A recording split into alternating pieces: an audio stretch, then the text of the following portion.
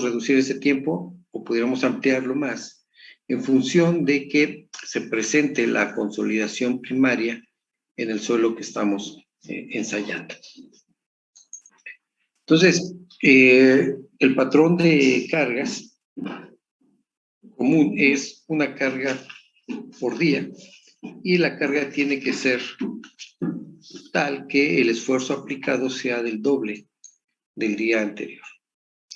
Y por otro lado, la frecuencia de medición tiene que ser muy cercana, o muy cerrada más bien, muy cerrada los primeros segundos de aplicación de la carga, y ya luego con el paso de las horas vamos ampliando los tiempos de medición. ¿No? Comentábamos que un patrón pudiera ser 1 segundo, 2 segundos, 5 segundos, 10, 15, 30 segundos, 1 minuto, 2 minutos, 5 minutos, 10 minutos, 15 minutos, 30 minutos, 1 hora, 2 horas, 4 horas, 8 horas, 24 horas. Podría ser ese patrón. Este es un patrón o una secuencia de lecturas cuando se hace el ensayo manual. Cuando se hace el ensayo automatizado, se deja que la computadora tome las lecturas de manera continua, ¿no? A cada segundo incluso. Pero la parte importante es precisamente el tiempo posterior a la aplicación de la carga. Ahí tiene que ser muy cerrada las lecturas, ¿no? Entonces comentábamos que aplicábamos la carga y tomábamos lectura del micrómetro, de esta carátula. Y esa la íbamos registrando según el patrón de lecturas, la frecuencia de lecturas que definimos de inicio, ¿no? Para ello, entonces, tendremos que tener formatos en los cuales estemos asignando las lecturas que vamos leyendo, ¿no? Un formato por cada carga aplicada. Y corresponderán todas las lecturas en un día que se realizaron. Entonces, comentábamos que, bueno, esos datos nos servían para graficar las curvas de consolidación, ¿no? En el eje de las abscisas dibujábamos el tiempo en escala logarítmica, en las ordenadas la lectura del micrómetro. Y eso nos definía una curva en la cual tenemos que determinar el 100% de consolidación y el 0% de consolidación. Hemos dicho que para el 0% tenemos que definir un tiempo X, el que se nos ocurriera dentro del rango de lecturas, y ya sea que multiplicáramos ese tiempo por 4 o lo dividiéramos entre 4, ese punto nos iba a definir respecto al punto de intersección de t igual a t, fue el tiempo que definimos, nos iba a determinar la distancia A. Y luego, bueno, pues tendríamos que duplicar esa distancia A hacia arriba para poder identificar el 0%. Y luego el 100% dijimos que teníamos que agarrar la parte recta en la zona donde tenemos el punto de cambio de pendientes, de cambio de curvaturas, ¿no? Aquí vemos claramente que la curvatura es hacia abajo y esta es curvatura hacia arriba. Entonces hay una parte lineal y sobre ella tenemos que trazar una línea tangente. Y lo mismo al final de la curva, de la parte curva de la línea, hay un tramo recto del cual tendremos que sacar una tangente, ¿no? Y la intersección de esas dos líneas que trazamos nos dará el 100%. Comentamos que una parte importante que nos interesa es, desde luego, el 0%, el 100%, ¿no? Para definir que se llevó a cabo la consolidación primaria, y el valor que nos interesa evaluar es el T50. El T50 que corresponde al 50% de consolidación. Ya habíamos comentado que el T50 le corresponde en la curva teórica de consolidación un factor tiempo de 0.197, ¿no? Ese es el dato que le corresponde al 50% de consolidación. Bien, entonces, platicamos de esta manera que por cada carga que aplicamos vamos a tener una curva de consolidación. Adicionalmente, habíamos comentado que a partir de los datos que tenemos asociados a cada incremento de carga, el valor que íbamos a obtener, pues es el que se define al final de la tabla, ¿no? De entrada, el primer dato que nos interesa es el que no tiene carga, en este caso fue 18.726, y de ahí el que le corresponde a las 24 horas de haber aplicado este esfuerzo. Y luego, al siguiente día, aplicamos el siguiente incremento de esfuerzo, llevamos al doble la carga, dejamos 24 horas la carga y llevamos a las lecturas del micrómetro conforme al patrón de lecturas que habíamos predeterminado, y al final vamos a tener la lectura correspondiente a esas 24 horas, ¿no? Entonces, estos datos que les comento, el primero, que corresponde a la muestra sin carga, de esta primera tabla, el último, de la segunda tabla, el último, esos datos y con el esfuerzo que está correspondiendo, vamos a incluirlas en una tabla como la que les muestro aquí. En esta columna que dice lectura del micrómetro, es donde vamos a colocar el valor que estamos leyendo. ¿Sí? Las dos primeras columnas es el esfuerzo aplicado, que al inicio es 0, luego lo voy incrementando, 0.125, le pongo 125 al otro día para generar 0.25, al siguiente día le pongo, como ve, 0.25 para que se vaya a 0.5, al siguiente día le pongo 0.5 para que se vaya a 1, y así sucesivamente hasta llegar a 8 kilogramos por centímetro cuadrado, y luego hago un patrón de descargas, ¿no? Entonces, en el caso que estamos aquí siguiendo del ejemplo, la primera lectura que tuvimos fue 18.726. Ese es el primer dato que tenemos que poner aquí.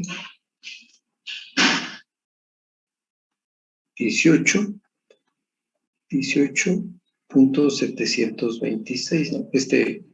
Estos datos no hay que hacerle caso. 18.726. Y esa es la lectura inicial, la probeta sin deformarse. Pero cuando le aplicamos la carga de las 24, la primera carga, a las 24 horas, o sea, con la carga de 0.125, a las 24 horas nos dio un valor de 17.993. Ese es el que vamos a poner aquí, 17.993. Creo que vamos a causar conflictos. Déjenme borrar directamente mejor los datos y me traigo la tabla completita, porque si no vamos a tener problemas. Un segundo. Aquí también borro estos datos. Ahí está. Y ahora sí.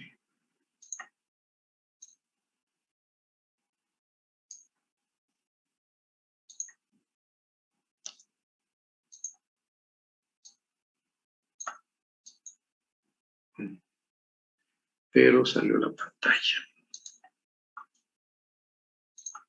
A ver si ahora sí. Ahí está.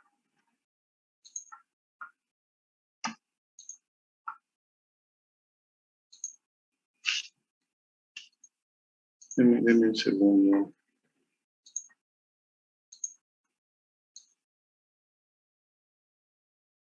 Ahí está, pues.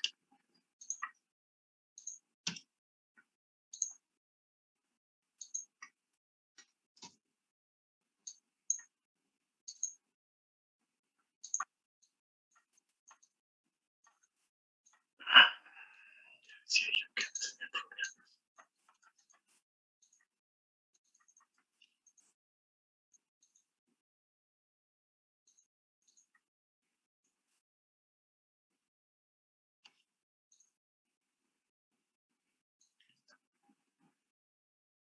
ahora sí, ya. Está completita sin problemas. Entonces, vamos a repetir. Decíamos que cuando tenemos la lectura 0, el valor que debemos de registrar era 18.726.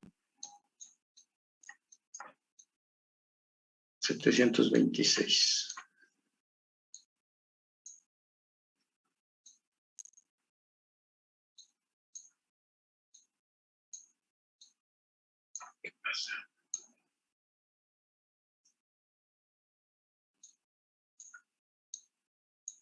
Ok. 18.726. El otro era 17.993.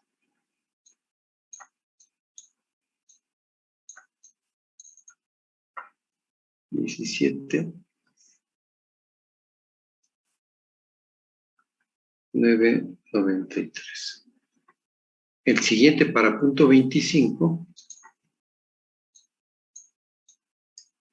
con la carga aplicada de punto 25, teníamos 16.625.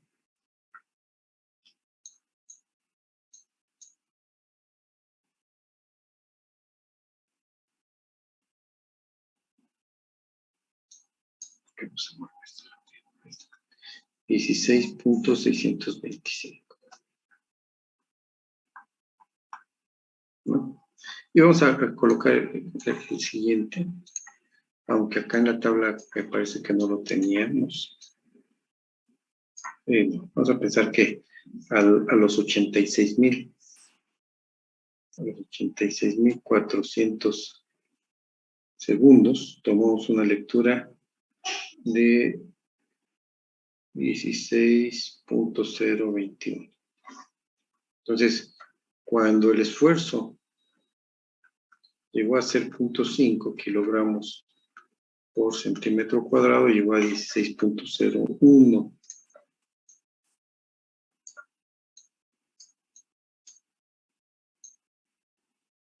Entonces acá me llevó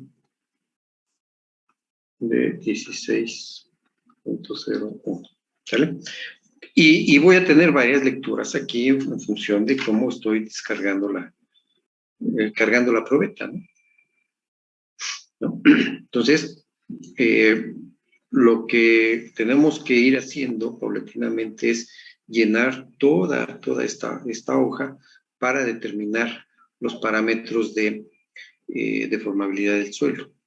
Entonces, vamos a tener que la deformación total la vamos a calcular cada una de estas lecturas menos la lectura inicial, o la lectura inicial menos todas las demás lecturas, para tenerlo en valor positivo. Entonces sería 18.726 menos 18.726, pues nos da 0. Lo voy a escribir. 18.726 menos 18.726 me da 0. ¿No?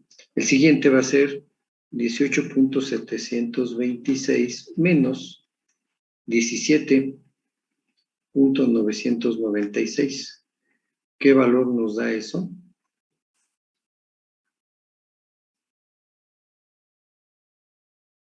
Es 0. 9 para 2 son 3. 10 son 7. Punto 70. Punto 73, ¿no? Punto 73. El dato que estaríamos calculando sería punto 73.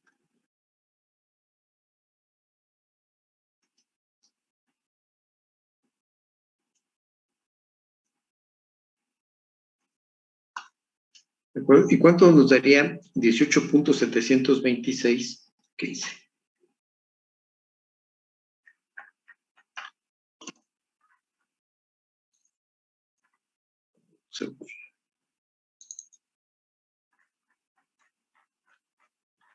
Ay, ay, ay.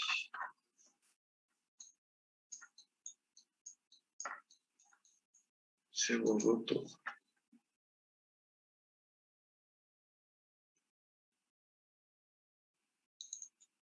No es posible.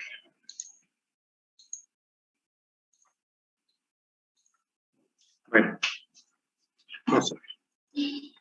¿Tienen los datos que estamos calculando? Dice, ¿qué? 18.726, 17.993, creo 16.625 y el otro 16.01, ¿no? Algo así. Bien. Entonces decíamos que teníamos que este valor restarlo a este mismo valor. O sea, 18.726 menos 18.726, pues me da 0, ¿no? Luego habíamos dicho que tenemos que restar 18.726 menos 17.993 y nos da 0.733. Luego tendríamos que hacer la resta de 18.726 menos 16.625 y me da 2.101, ¿cierto? Y luego 18.726 menos 16.01 me da 2.716.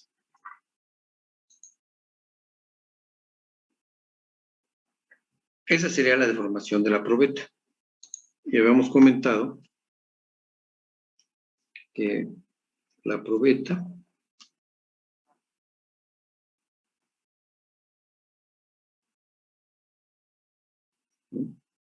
teníamos el volumen de sólidos, el volumen del agua, el volumen del aire.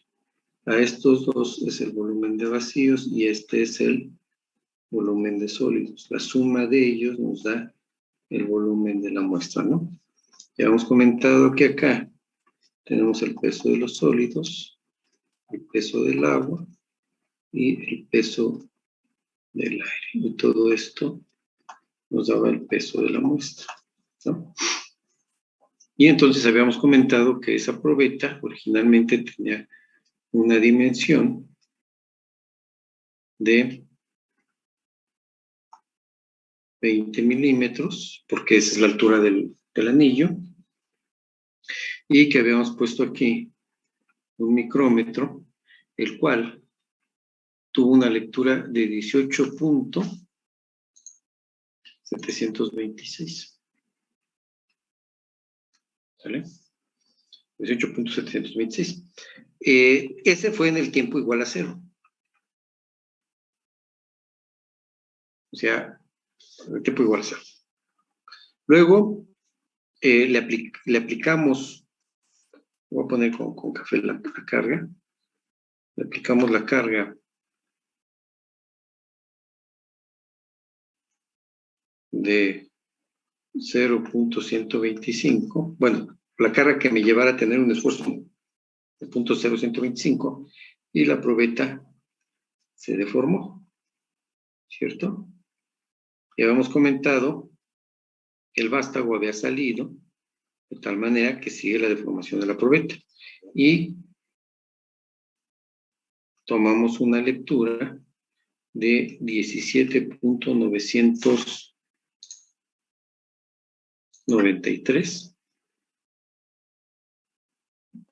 17.993.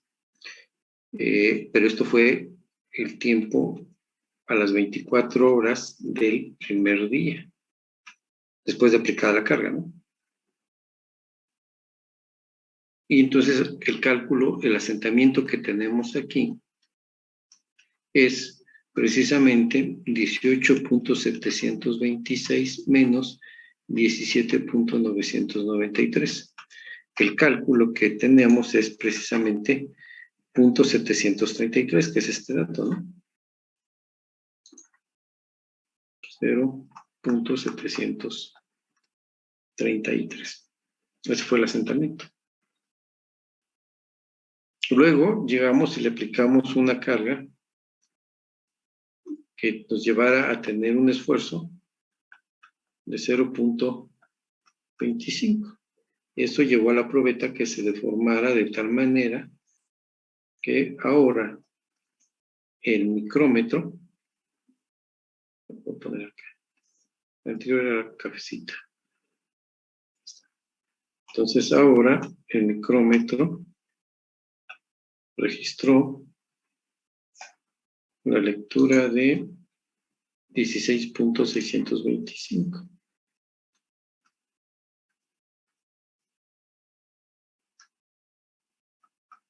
Esto fue a las 24 horas del segundo día. Y entonces ahora, ¿cuál es el asentamiento? El asentamiento va a ser el que tenemos aquí hasta acá, ¿no? Y esto que va a ser igual. Pues dijimos que iba a ser igual a 18.726 menos 16.625, que es precisamente lo que teníamos aquí calculado, ¿no? 2.101. Entonces aquí vamos a tener 2.101, que son los datos que tenemos aquí directamente en el micrómetro. ¿Sale? Eso es lo que estamos aquí calculando, la deformación total. Ahora, muchas veces, el equipo con el cual nosotros realizamos la prueba, debido a las cargas que se le aplican a la muestra, también tiene cierta deformación. Pues finalmente son materiales que están sometidos a cargas y presentan deformaciones. Si ese fuera el caso, tendríamos que hacer una prueba de calibración de deformabilidad del aparato y ver cuánto se deforma el aparato para cada uno de estos esfuerzos. Si hubiera esa corrección, la tendríamos que colocar aquí directamente. Pero no vamos a suponer que no lo tenemos y no hay corrección por deformación del aparato.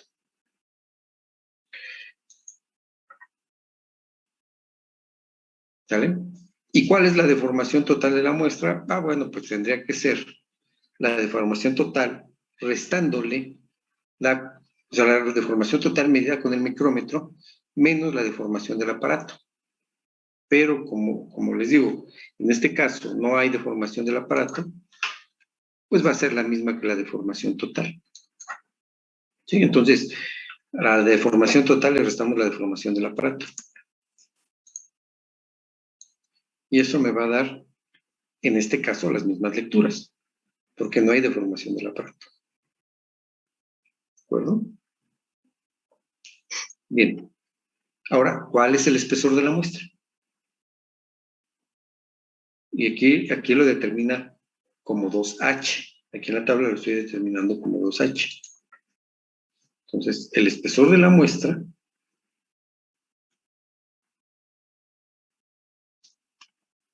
lo voy a poner acá. Originalmente, H, M es 20 milímetros. Esa es la lectura original. Pero ¿Qué pasa con la primera carga? ¿Sí? No es hasta acá arriba, sino ya se está deformada. Entonces, la tendremos que calcular como 20 menos 0.733. Esa es la altura ya del aparato. Y luego tendríamos, para la siguiente carga, perdón, la altura de la muestra. ¿Cuál es la altura del aparato? La altura de la muestra. Para la siguiente lectura, que ahorita la estoy aquí marcando como verde, que corresponde a punto 25, entonces la tendría que calcular como 20 menos 16.6, perdón, menos 2.101. ¿Sí? Estas serían las alturas de la muestra después de cada carga aplicada. ¿De acuerdo? Entonces, la altura de la muestra será 20 milímetros, que es la altura nominal, menos la deformación de la muestra. En el primer caso fue 20, no hay duda de eso, ¿no? En el siguiente va a ser 20 menos 0.730 y me da 19.267. En la siguiente sería 20 menos 2.101, me da 17.8990. Y luego será 20 menos 2.7160. Y en este caso ya me dio 17.28. 17.2840. Que eso sería esta altura. 17. ¿Qué dijimos? 17.890.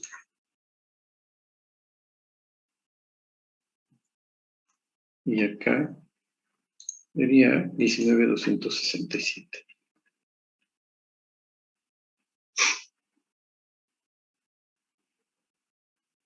¿De acuerdo? Así estaríamos calculando, es la manera como estamos calculando la altura de la probeta. Ahora, ¿por qué es 2H? ¿Por qué estoy diciendo que la altura de la probeta, la original, o bueno, la altura que estamos contando, es 2H? ¿Alguien me puede decir?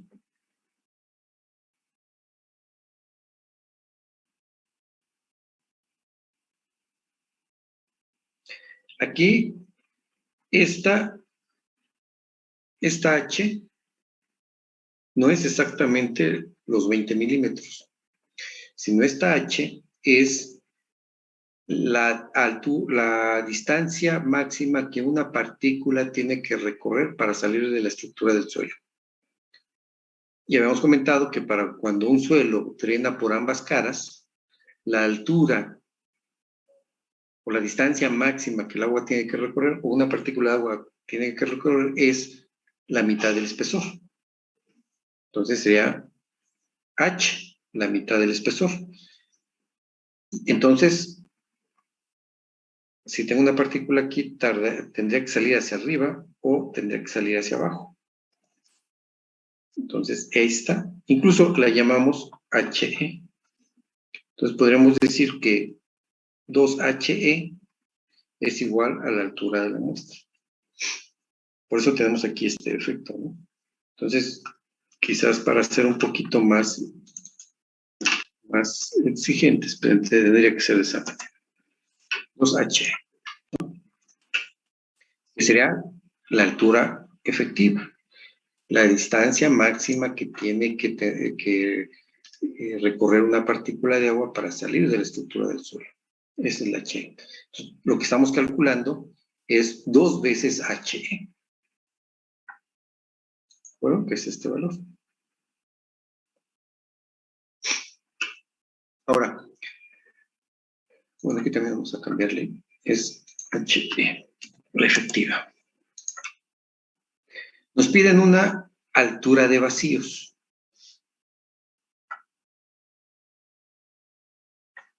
Bien, ¿cómo ¿Cómo determinamos la altura de vacíos?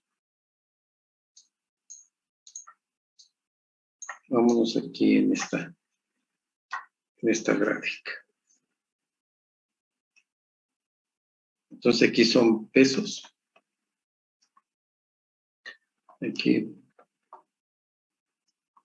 son volúmenes. Y acá vamos a dibujar alturas.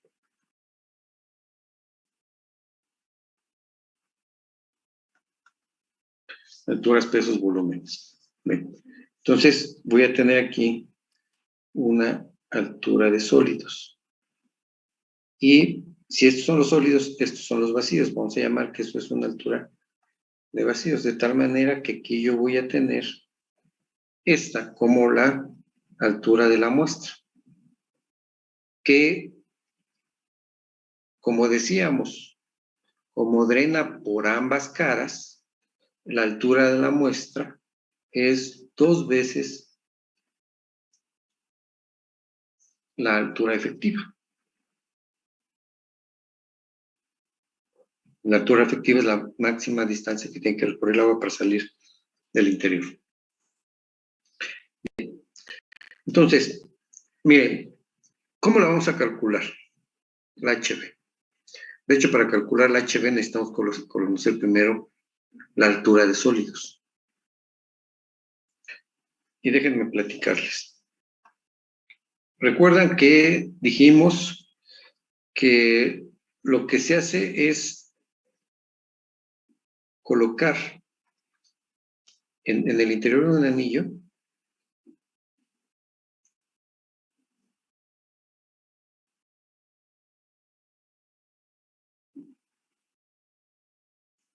colocamos la muestra, o labramos la muestra más bien.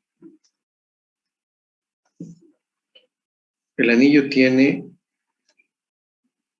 2 centímetros y tiene un diámetro. El diámetro que tengamos, ¿no? El anillo. Este, como tal, tiene un peso del anillo más el suelo, ¿no? Si esto lo pesamos así inmediatamente después que labramos la probeta y la llevamos a una balanza, ¿no? Lo que vamos a tener es una báscula, perdón, lo que vamos a tener es el peso del anillo más el suelo húmedo.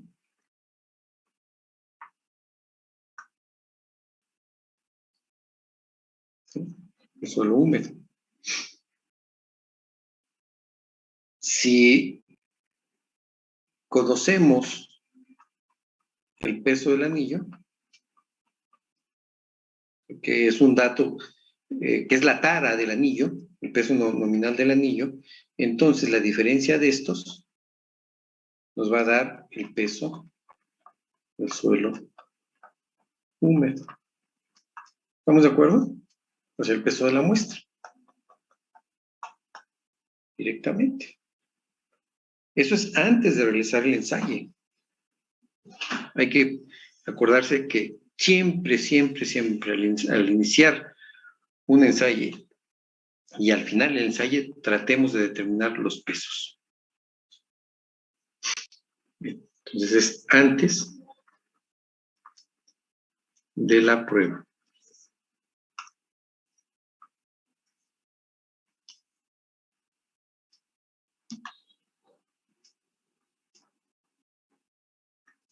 Tenemos que hacer esto. Bien. Hacemos todo el ensayo que dijimos, empezamos a aplicar cargas día con día, vamos incrementando las cargas, punto 125, punto 25, punto 5, 1, 2, 4, 8. Y luego retiramos las cargas. De 8 pasamos a 4, luego a 2, luego a 1, luego a punto 25, luego a punto 5, luego a punto 25, luego a punto 125. Y finalmente quitamos esa última carga y llegamos a 0. ¿Sí? Hacemos todo el proceso carga-descarga. Cuando concluimos, quitamos la probeta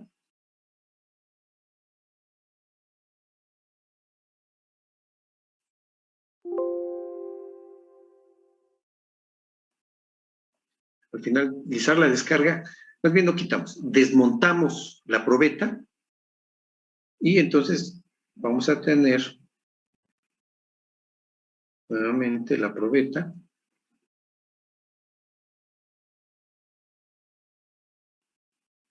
con un material aquí. ¿Sí? Determinamos el peso del anillo más el suelo húmedo. Seguramente va a pesar, no va a ser el mismo peso al inicio de la prueba. ¿Por qué? Pues le aplicamos carga. Y cuando le aplicamos carga a un suelo saturado, ¿qué le va a hacer? Le va a generar deformación. Y para generar la deformación, el agua necesariamente tiene que salir. Entonces, después de finalizar la descarga de la prueba de densidad de consolidación, el suelo ya tuvo una pérdida bastante grande de humedad. Entonces, si a eso le quitamos el peso del anillo, voy a tener el peso de la muestra, que va a ser igual al peso del suelo húmedo.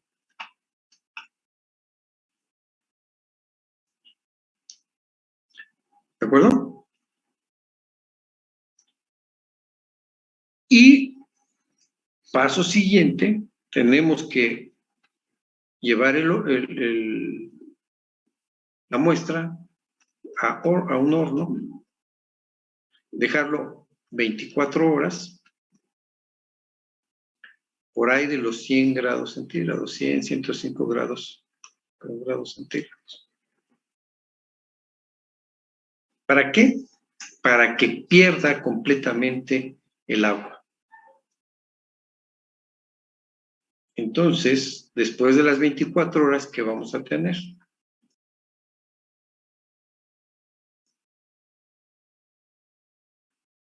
Seguramente vamos a tener el anillo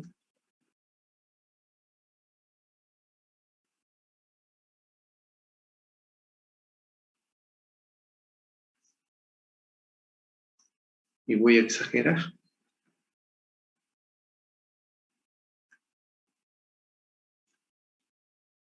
Y la probeta.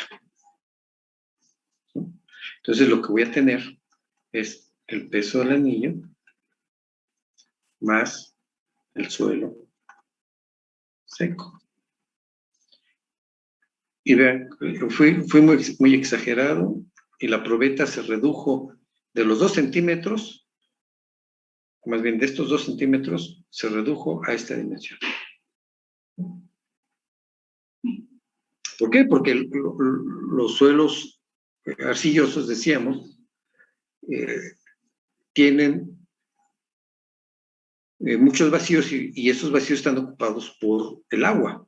Entonces, cuando secamos, toda esa agua sale del suelo. Si estamos hablando que el suelo tenía originalmente un contenido de agua de 500%, quiere decir que son 5 partes de agua por una parte de sólidos.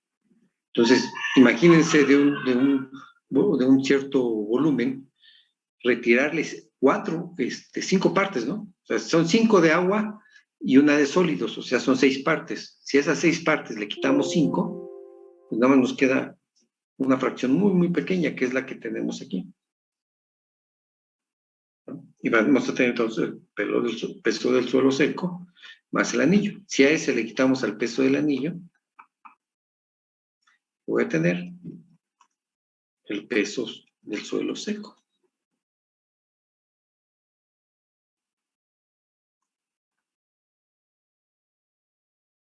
¿Vale? Este es importante determinar.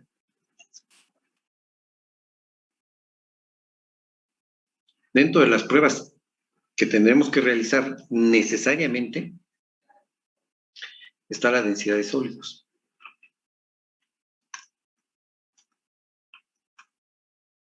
Esa necesariamente la tenemos que determinar. ¿Sí? Es indispensable. Dentro del programa de pruebas de laboratorio tenemos que determinar la densidad de sólidos. por cada estrato de interés. O en cada estrato que estemos analizando tenemos que calcular, determinar la densidad de sólidos. Es un dato, es una prueba. Entonces, de la consolidación tenemos el peso de los sólidos, de la densidad, perdón, de la prueba de densidad de sólidos tenemos el valor SS, ¿vale? Y entonces, con las relaciones volumétricas y gravimétricas que vemos allá en comportamiento de suelos, determinamos que la densidad de sólidos es el peso de los sólidos sobre el volumen de sólidos, pero afectado por el volumen del agua. Esa es la densidad de sólidos, obtenida de las relaciones volumétricas y gravimétricas, ¿no? De aquí, ¿qué es lo que conocemos? De aquí conocemos, es conocido, la densidad de sólidos, que es una prueba, decíamos, y el peso de los sólidos. ¿Sí? Llevamos la prueba y después de retirar la muestra del marco de carga, la pesamos y la llevamos al horno. Dejamos 24 horas para determinar precisamente el peso del agua, el peso de los sólidos.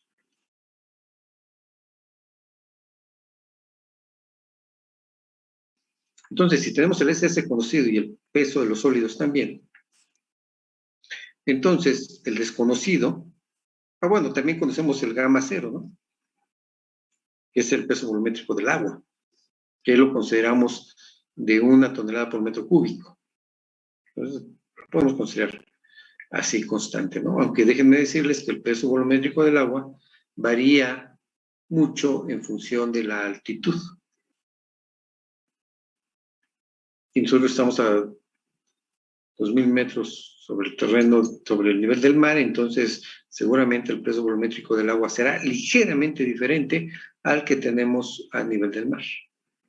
Pero es ligeramente. Podemos considerar que es uno, con la mano en la cintura podemos considerar eso. Bien, entonces, lo que desconocemos es el volumen de sólidos. Entonces, de esta, el volumen de sólidos,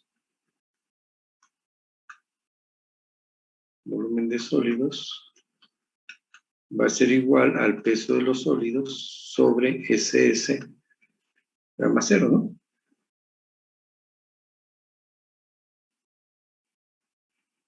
Eso es lo que necesitamos. Ahora, el volumen de un cuerpo geométrico, bueno, es el área de base, el área de la base, por la altura. Hablando de un cilindro o de un cuadrado, si ya tenemos otra figura geométrica o otro cuerpo, el volumen sería un tanto complicado de determinar, pero en este caso, de esta manera lo tenemos, ¿no? Bien, entonces,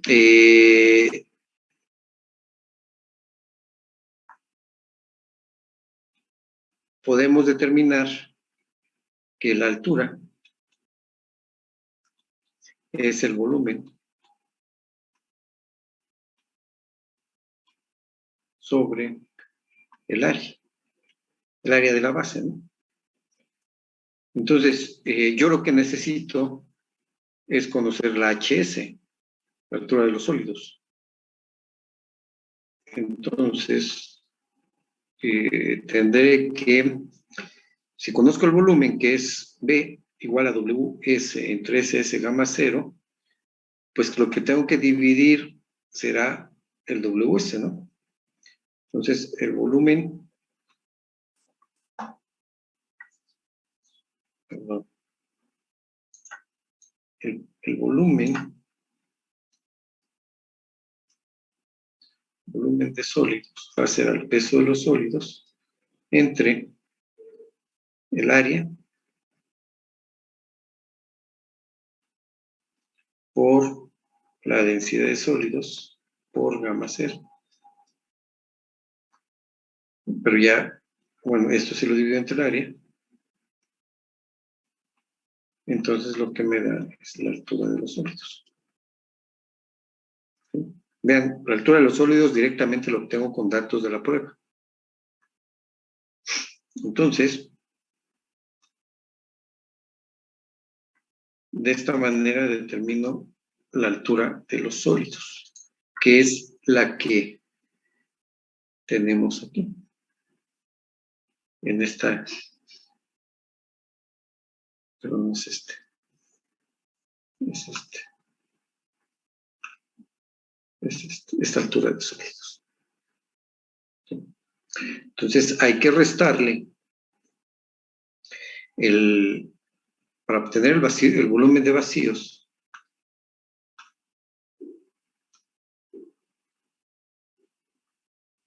la HB va a ser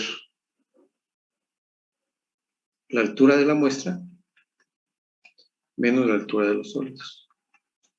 Entonces el HB va a ser 2 veces HE menos el HS, que es precisamente lo que tengo aquí en esta gráfica, o en esta columna. ¿Vale? De esta manera lo calculo. Y tiene que ser necesariamente en milímetros. Hay que calcularlo en milímetros. Seguramente el peso son kilogramos, el área son centímetros cuadrados. Hay que pasarlo a milímetros, todas las unidades en milímetros, para poderlo reducir. Entonces, vamos a pensar que la altura de los sólidos, con los cálculos que hicimos con los datos, nos dio 2.354 milímetros. ¿Sí? Me van a decir que es muy pequeña la altura de sólidos, pero créanme lo que son valores así de pequeños. ¿Sí? 2.354 la altura de los sólidos. Entonces, lo que voy a tener que hacer aquí es a 20 restarle 2.254, la altura que calculamos. ¿Okay? Y eso me da 17.774 en el primer caso. En el segundo sería 19.267 menos 2.254 me da 17.130. En el tercero, de 17.899 le quito 2.254 y me da 15.645. Al siguiente de 17.284 le resto 2.254 y me da 15.030. ¿Sí? Esa es la altura de vacíos. O sea, ¿dónde lo tenemos? Esta es la.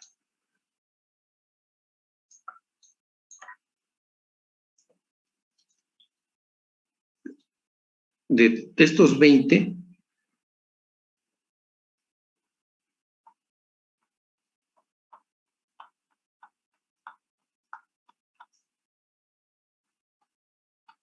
$2.254 milímetros son los sólidos.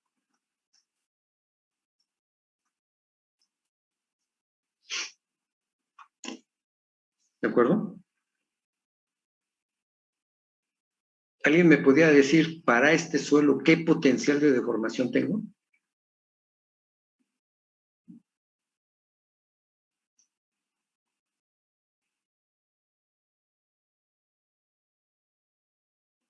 Fíjense, de los 20 milímetros, solamente 2.254 son sólidos. Todo lo demás es huecos.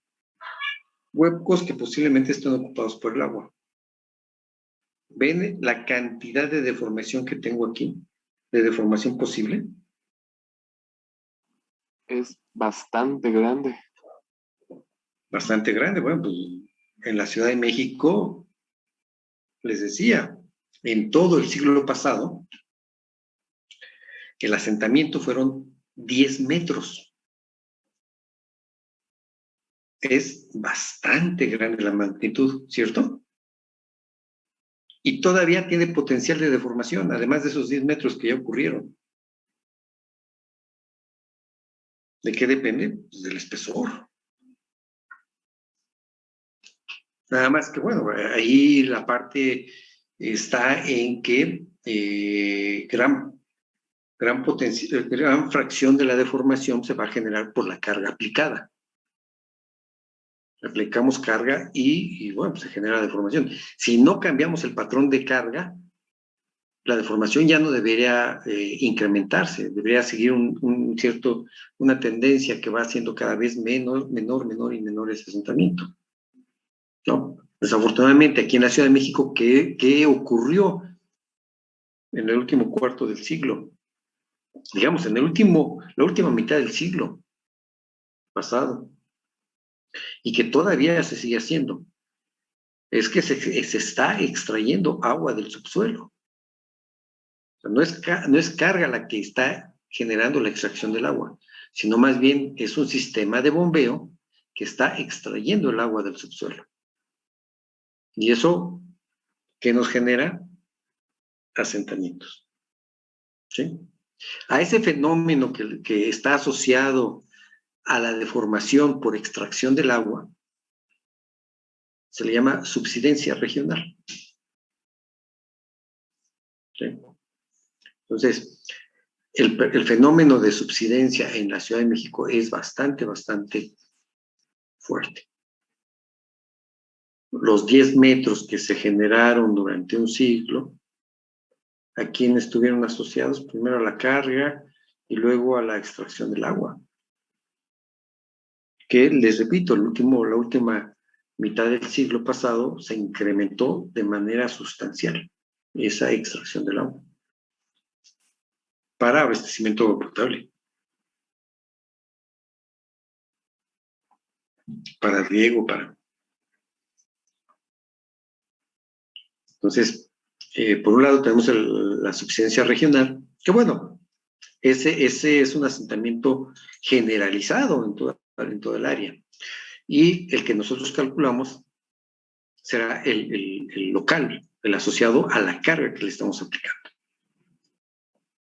Bien, pero entonces, este que calculé aquí es la altura de los sólidos y la diferencia de este menos este valor nos da la altura de vacíos.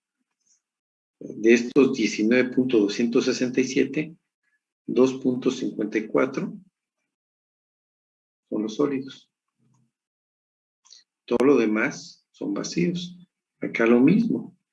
2.154 son los sólidos. Y todo lo demás son vacíos. Y lo mismo acá, ¿no? Son sólidos. Todo lo demás son los vacíos.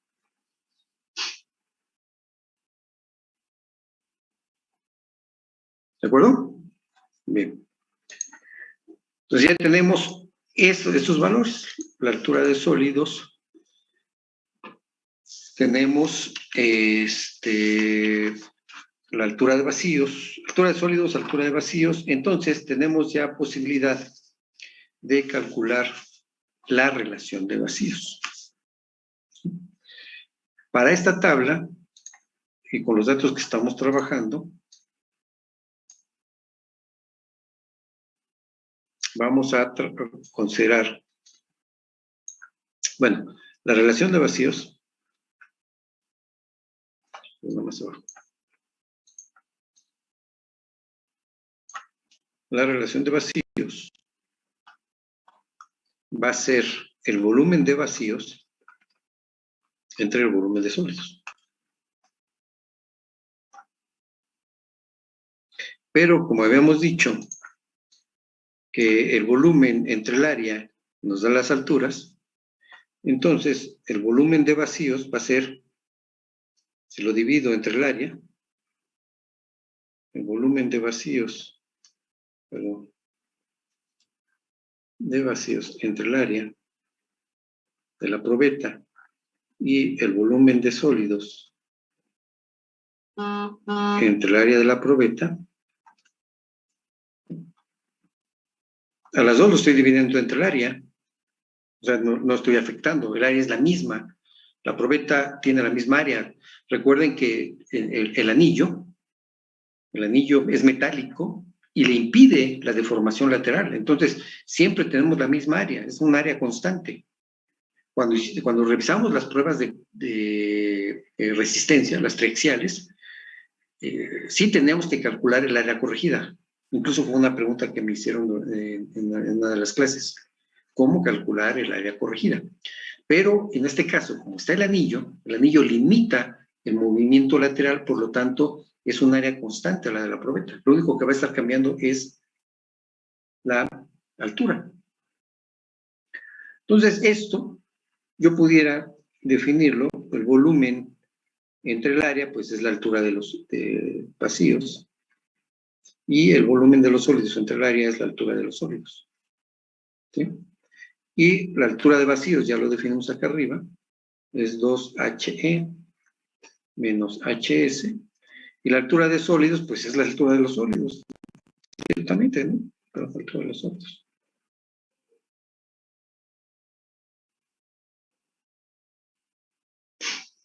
Ahí está. ¿Vale? Entonces, ¿qué es lo que hay que hacer? 2HE menos HS lo voy a dividir entre HS. Y HS es 2.254, ¿no? Entonces, 17.746, que es 2HE menos HS, lo voy a dividir entre 2.254. 2.254, que es HS, ¿no? Y me dio 7.887.31. Hago lo mismo, este valor lo divido entre 2.254 y me da 7.59. A este valor también lo divido entre 2.254 y me da 6.94. Y el siguiente hago exactamente lo mismo entre 2.254 y me da este valor. ¿Sale? Entonces, fíjense, ya tengo el esfuerzo aplicado y ya tengo la relación de vacíos entre estos dos. ¿Qué hago con esos datos? Bueno, me voy a la...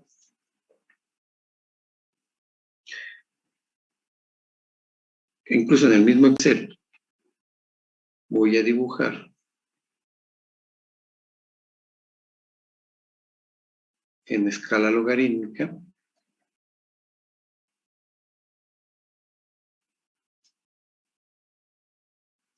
aquí el esfuerzo y acá la relación de vacíos. Entonces, punto 1, 1.0, 10, más no necesito más que eso. Con estos, este sería 100 y este sería 1000, ¿no? Puse 4 ciclos, pero creo que no era necesario todo eso. Entonces, el primer dato nos da 787.31 para 0.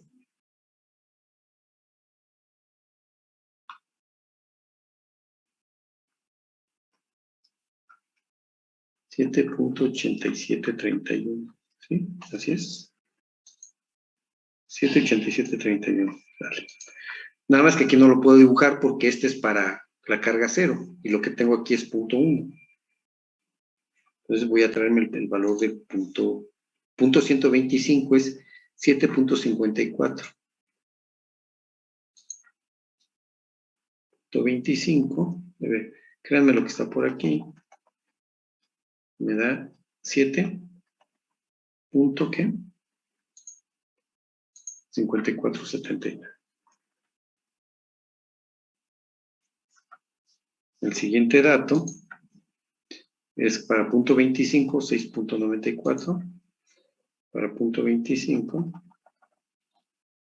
6.94, aquí me dio.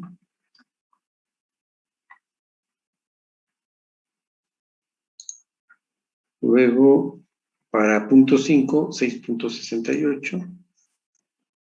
Para punto 5, 6.68. ¿Vale? Y así voy dibujándolos.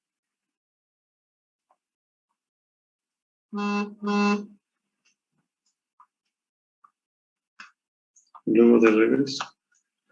Perdón, no. Perdón, déjenme ver. A ver.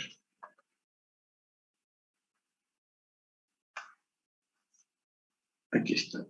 Este es punto 125. Este es punto 25, este punto 5. Es escala logarítmica, ¿eh? O sea, no es... el punto 5 no es exactamente la mitad de esta escala.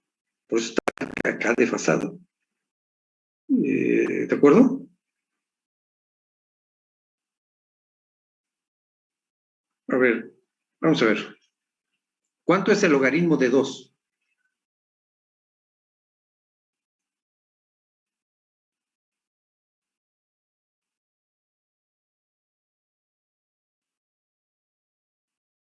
Apóyenme, ¿no? Esto es 1. Punto 3. Punto 3. Entonces, si esta escala de aquí a acá es 1, sería aquí la tercera parte. Punto 3 aquí. De aquí estaríamos hablando de 2. ¿No? Perdón, 2, pero realmente lo que estoy calculando en el logaritmo es punto 3. ¿Cuál es el logaritmo de 4?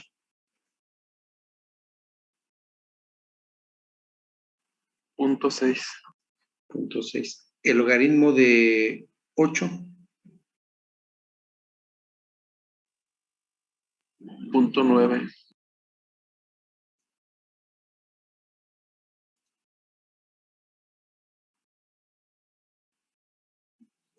¿Vieron qué relación tiene? 2 es punto 3, 4.6, 6.9, perdón, 8. 8 es punto 9. Entonces, incluso aquí me quedé un poquito corto, ¿no? Porque tendría que ser más hacia la derecha, punto 5. Si este es 4, el 5 debe estar por aquí. No está a la mitad, sino está cargado hacia la derecha. ¿Estamos de acuerdo? Esa es la forma en que tendremos que dibujarlo. A ver, vamos a ver entonces. Punto 25, pues está más o menos a la mitad. Más o menos a la mitad, ahí sí, no le erré. Punto 5 debería estar arriba del segundo tercio. Punto 5, arriba del segundo tercio. Vamos a pensar que este es punto 5. Y luego viene el siguiente dato es punto 1, ¿no? 1, perdón. Y luego el siguiente viene en 2. En 2. El siguiente, como es el doble, es 4. El siguiente que viene es 8. Y luego viene la descarga. Aquí, aquí, aquí, aquí, aquí y aquí. Vamos a pensar que nos dio una curva como esta.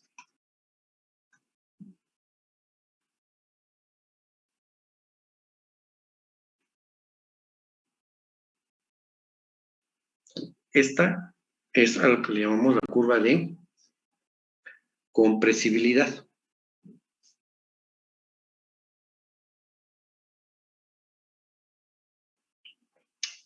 ¿Vale? Ahora, antes de platicar más, déjenme dibujarle acá una curva típica. Una curva típica de compresibilidad. ¿Cómo se llaman las curvas que obtenemos día a día? En donde dibujamos el tiempo en escala logarítmica contra la lectura del micrómetro.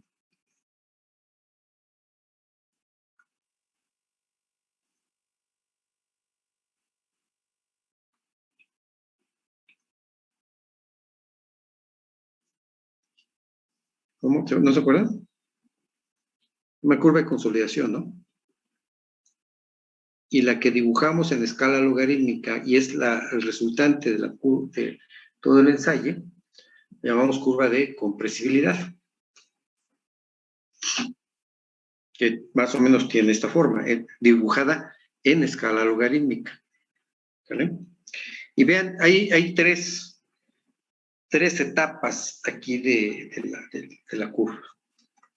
Miren, esta que es sensiblemente horizontal. Luego está una que tiene una pendiente bastante fuerte. Y luego la otra, que es la de descarga. Bueno, a esa última, así le llamamos.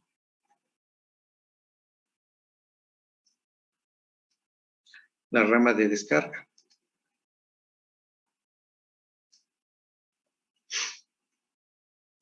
A esta, la que tiene mayor pendiente, le llamamos el tramo virgen.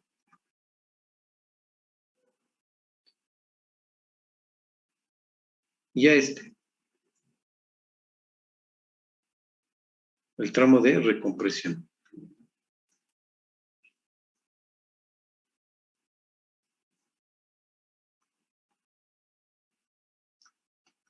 ¿Sí? El tramo de recompresión, el tramo virgen y el tramo de descarga.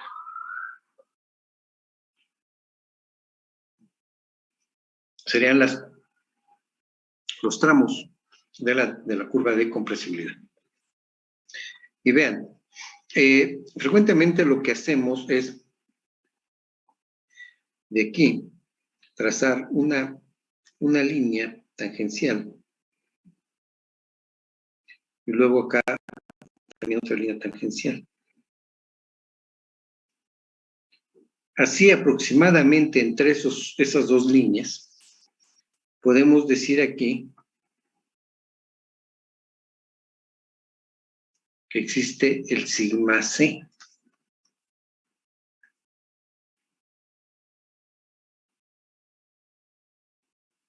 Le llamamos esfuerzo de preconsolidación.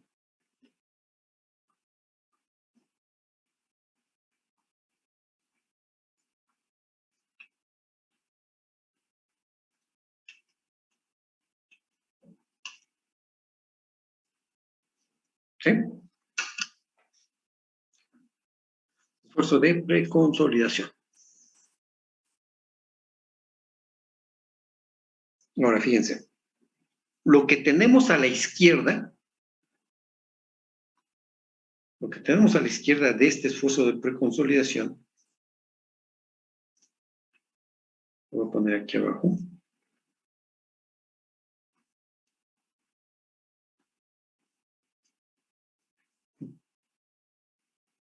Es un suelo preconsolidado.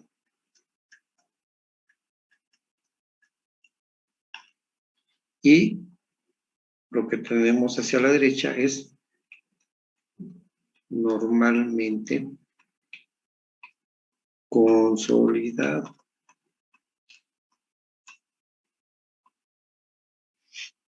¿Alguien recuerda a qué se le llama un suelo preconsolidado?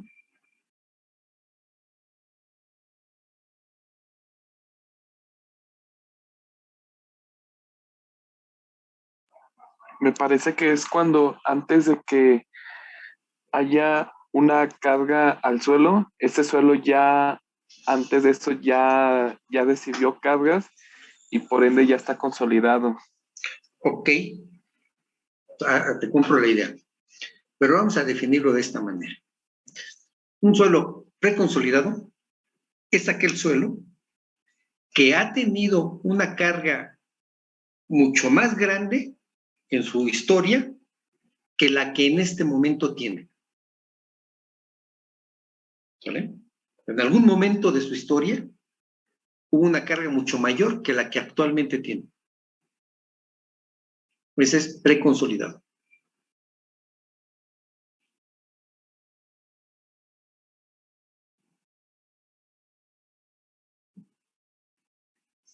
¿Ubican el Hotel Regis? ¿Saben de la historia del Hotel Regis? No, ingeniero. No. El Hotel Regis era hace años, allá por 1980, 82, 83, un hotel de 5 estrellas, donde llegaban pura gente pop-off, ¿no? Ese edificio, cuando ocurrió el sismo del 19 de septiembre de 1985, ese edificio se colapsó. ¿Sí? Y ahí no construyeron más nada. Me parece que hay un parque. Ese suelo, si ahorita vamos y realizamos un ensayo, sacamos muestras y le hacemos una prueba de consolidación, ¿qué esfuerzo me va a dar? Pues el que le generó el Hotel Regis, ¿cierto? Pero actualmente, ¿cuál es el esfuerzo que tiene? Muy pequeño. Ya les decía, hay un parque ahí. Entonces, ahorita, en ese predio, había un hotel que generó una consolidación en el terreno. Por X o Y causas, el hotel desapareció. Y actualmente ya no hay ninguna carga en ese terreno. A eso lo llamamos, al suelo que está ahí, tiene una condición de preconsolidación. ¿Sí queda claro? Entonces, un suelo preconsolidado es aquel que en su historia ha tenido una carga mayor que la que actualmente tiene.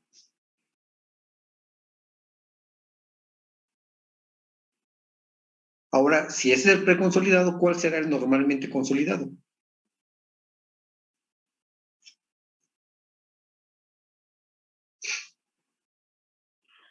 Pues es la carga la que le estamos aplicando, es la mayor carga que ha tenido el suelo en su historia.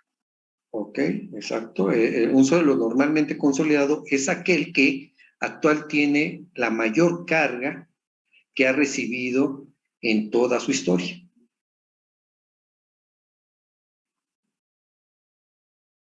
¿De acuerdo?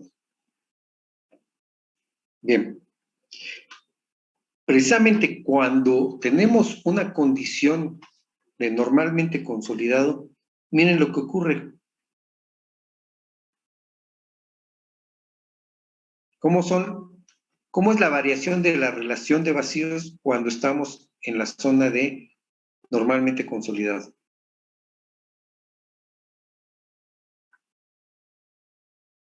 La relación decrementa bastante rápido, ¿no? En comparación con un suelo preconsolidado. ¿A dónde nos interesaría? Si nosotros nos piden que construyamos una edificación, que la diseñemos, que diseñemos la cimentación para esa edificación, ¿a dónde nos conviene colocar los niveles de esfuerzo que la estructura transmite hacia el terreno? ¿En una condición, en la parte del suelo preconsolidado o en la parte del suelo normalmente consolidado? ¿Dónde nos conviene más? Preconsolidado. No hay duda, ¿verdad? En el preconsolidado. ¿Por qué? Porque el suelo ya conoce ese esfuerzo. Y si le aplicamos ese esfuerzo, pues no le vamos a generar mucho al suelo. Entonces, conviene que nosotros modifiquemos el área. Acuérdense que la filosofía del diseño de las cimentaciones es ampliar la dimensión de la cimentación, de tal manera que el esfuerzo que le estamos aplicando al terreno sea mínimo. Entre mayor sea el área, el esfuerzo es menor. O sea, una carga entre un área muy grande nos da un esfuerzo muy, muy pequeño.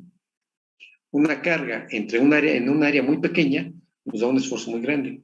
Entonces, en el afán de tener esfuerzos pequeños, lo que hacemos es incrementar las dimensiones de la cimentación. También aquí en deformación aplica esa situación, que incrementemos el área de la cimentación para quedarnos siempre en la zona de preconsolidación. Claro, habrá momentos o condiciones en las cuales no podamos hacer más nada, pero bueno, tendremos que trabajar con ello. Pero si tenemos un suelo que tiene esta condición de preconsolidación, pues ahí tratemos de encuadrar, o en ese rango, tratemos de localizar nuestra cimentación para evitar asentamientos grandes. Entonces, aquí es donde tenemos que ubicarnos. Hasta ahí. Esta sería la zona de esfuerzos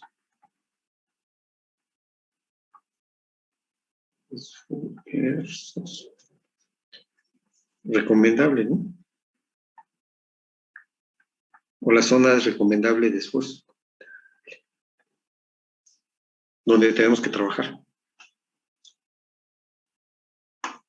Si caemos en la rama virgen, aguas, vamos a tener problemas de asentamientos bastante fuertes.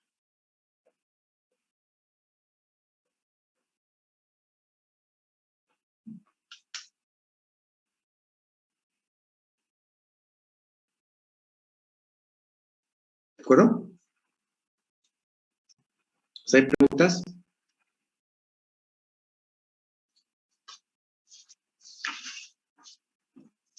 ¿Está quedando claro como el agua? Profesor, Dime. entonces es por ello que cuando hace muchos años, cuando se estaba construyendo el nuevo aeropuerto en Texcoco, dado que era un suelo muy virgen, se le estaba colocando carga para que se estuviera consolidando. Sí. Y sufriera, así que las deformaciones primarias, pues, ahí es cuando debía sufrir las deformaciones primarias y no ya cuando ya estuviera la estructura ya construida.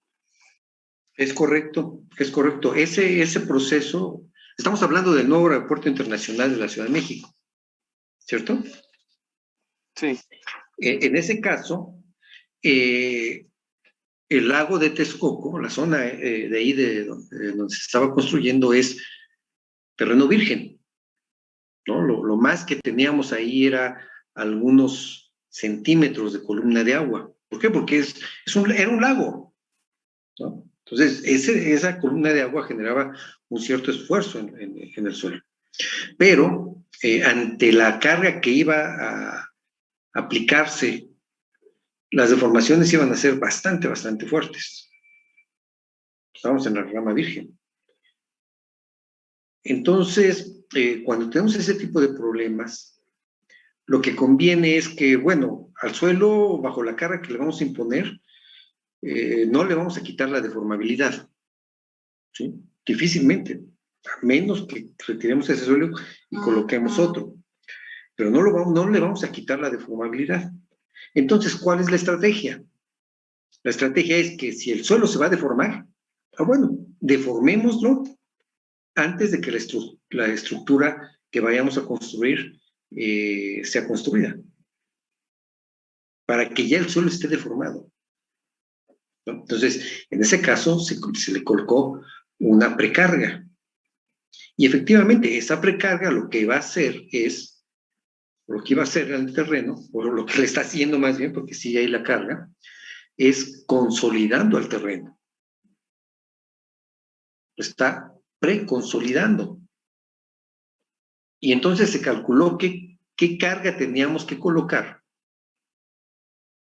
para consolidar el terreno, de tal manera que las nuevas cargas o las cargas asociadas a la infraestructura del aeropuerto, incluso el movimiento de los aviones, no generara una reducción de vacíos importante.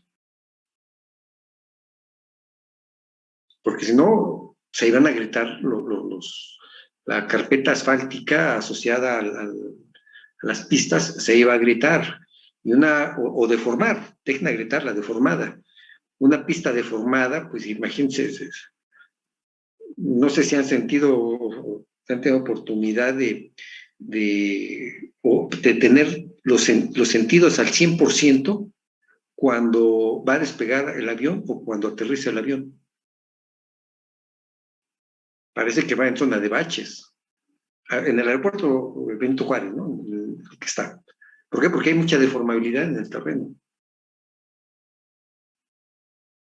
Y pues las deformaciones para este tipo de vehículo, las deformaciones son bastante importantes. Se tienen que reducir.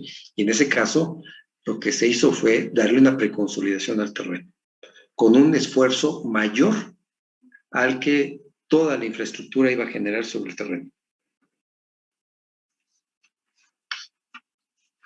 Es eso lo que sucedió ahí. Gracias, profesor. Efectivamente, lo que se generó. ¿Sale? Y ahí la parte importante, fíjense que es que, bueno, la arcilla, porque estos son materiales arcillosos, pues le tarda el tiempo en llevarse a cabo la consolidación. La consolidación de forma natural, digámoslo de esa manera.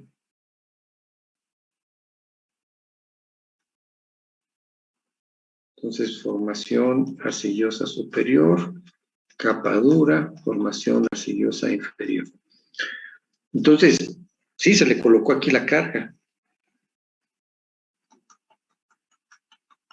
Pero bueno, el suelo, ya decíamos, ¿no?, que para que se desarrolle la consolidación, el agua tiene que salir de la estructura del suelo.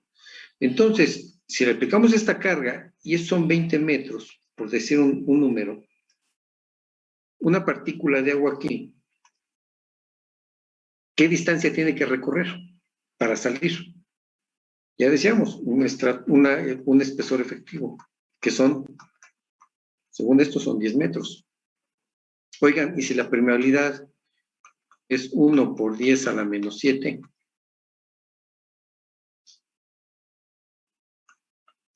pregunta, ¿cuánto tiempo llevará el proceso de consolidación?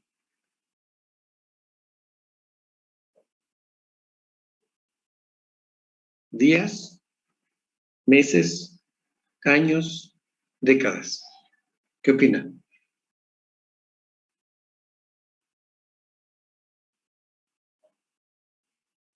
Décadas, ¿no? Décadas, efectivamente. Y el aeropuerto se pensaba construir o terminar con Peña Nieto, ¿no? O vamos, que se terminaron unos años posteriores de Peña Nieto, pero no eran décadas, eran años lo que se pretendía. Entonces, aquí particularmente, ya que sacaron el tema del aeropuerto y hablando de consolidación, aquí lo que se hizo fue ayudarle al agua a salir, darle un camino más reducido que tuviera que recorrer el agua para salir. Entonces, ahí en el aeropuerto, ¿saben o oyeron que colocaron drenes? Sí, eso sí lo había escuchado.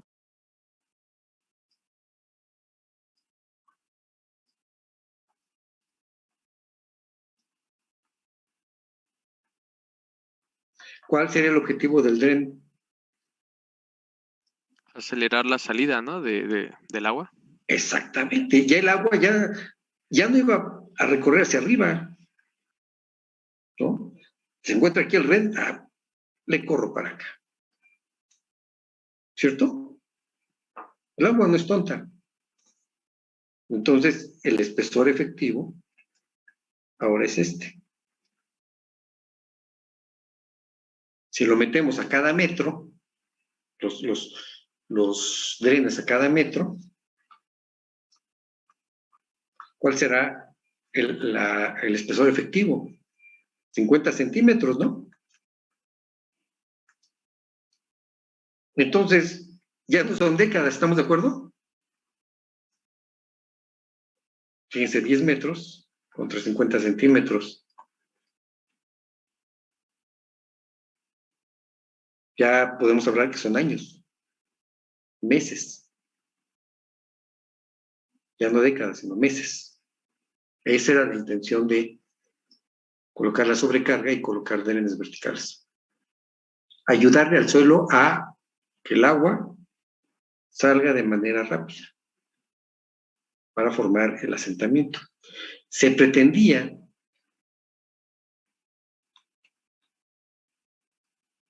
generar un asentamiento de 300 centímetros.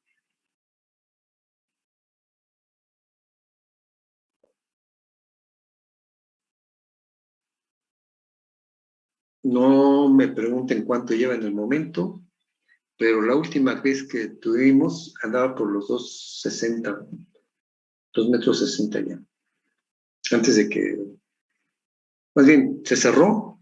Cuando entró López Obrador se cerró, pero luego hubo un periodo de algunos meses para hacer el cierre fiscal, el cierre de algunos contratos.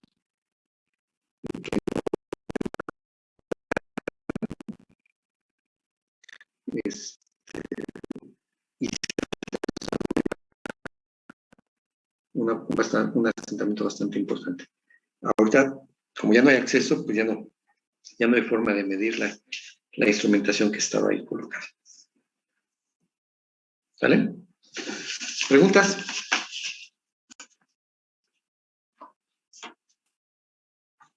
¿Ninguna? No, ingeniero, ninguna.